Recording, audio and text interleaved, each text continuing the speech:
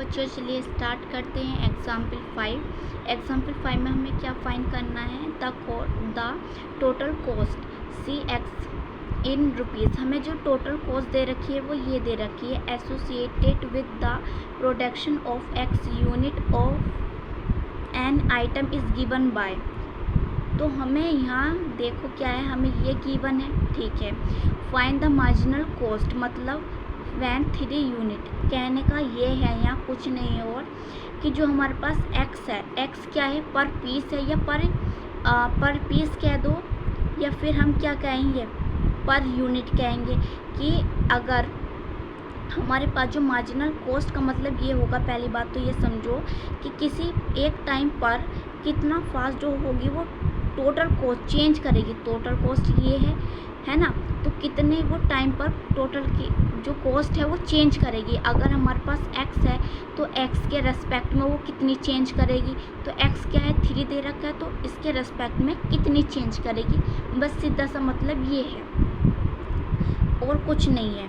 कि आप और सिंपल वर्ड में कहेंगे तो हम ये कहेंगे कि पर यूनिट कहो या पर पीस कहो कि आपको कितना मार्जिन बच रहा है ना। तो वो जो हमारे पास टोटल होती है अपोन में क्या आता है जितने पीस होते हैं वही तो रखते हैं। तो क्या एक्स है तो इसके रेस्पेक्ट में हमें क्या करना पड़ेगा, डिफ्रेंशिएट करना पड़ेगा। और जो 3 यूनिट हमें गिवन है वो हमें क्या दे रखा है, वो एक्स दे रखा है, ठीक है ना। यही है और कुछ मतलब नहीं है हमारे पास यहाँ। यही है कि marginal cost we mean the instantaneous rate of change, कितने वो इंस्टेंटेनियस रेट से चेंज होगी of total cost at any level of output. कहने का मतलब ये है, चलो हम सॉल्व करेंगे तो थोड़ा समझ में आएगा हमें ये दे रखा है ना। और ये हमें मानो टोटल कॉस्ट है, ये क्या है टोटल कॉस्ट। तो हम टोटल कॉस्ट के नीचे क्या लिखते हैं कि हमें कितने पीस हमें गिवन है। तो एक्स पीस हमें गिवन है तो क्या लिखेंगे यहाँ D C upon D X हमें फाइंड करना है। टोटल कॉस्ट अपॉन जितने हमें पर पीस से दे रखे हैं, ठीक है ना। तो यहाँ डिफ्रेंशिएट करते हैं डी, तो देखो ये जो पावर है वो आगे आ जाती है तो 3 आगे आ गया मल्टीप्लाई में।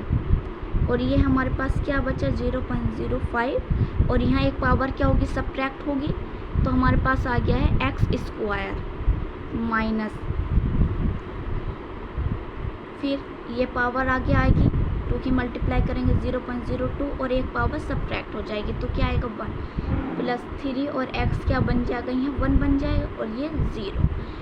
अब यहाँ मल्टीप्लाई करते हैं, मल्टीप्लाई कर 3 5 जा 0.0 और 3 5 जा 15 एक्स स्क्वायर माइनस 2 2 जा 4 एक्स प्लस 30। अब हमें क्या करनी है एक्स की वैल्यू पुट करेंगे। तो हम यहाँ एक्स की वैल्यू पुट करेंगे तो एक्स की वैल्यू क्या है 3 है तो 3 पुट करो 0.015 और 3 का आएगा स्क्वायर 0.04 3 आएगा यहाँ प्लस के 30। तो यहाँ मल्टीप्लाई करेंगे तो हमारे पास क्या है 0.015 9 0.04 इंटू 3 प्लस के 30। हम मल्टीप्लाई करते हैं तो मल्टीप्लाई करके हमारे पास यहाँ क्या आएगा 9 की, हमारे पास यहाँ आएगा 0.135 ये आएगा और ये आएगा हमारे पास 12 3 4 12 तो ये आ गया हमारे पास प्लस 30। जब हम इसे सब ऐड करके सब्ट्रैक्ट करेंगे तो हमें क्या मिलेगा यहाँ अप्रोक्सीमेटली 30.02 मिलेगा। जब इसे हम ऐड करेंगे और जो हमारे पास आएगा उससे सब्ट्रैक्ट करेंगे तो अप्रोक्सीमेटली हमें ये मिल जाएगा और ये क्या है रुपीज़ में मिलेगा, ठीक है ना।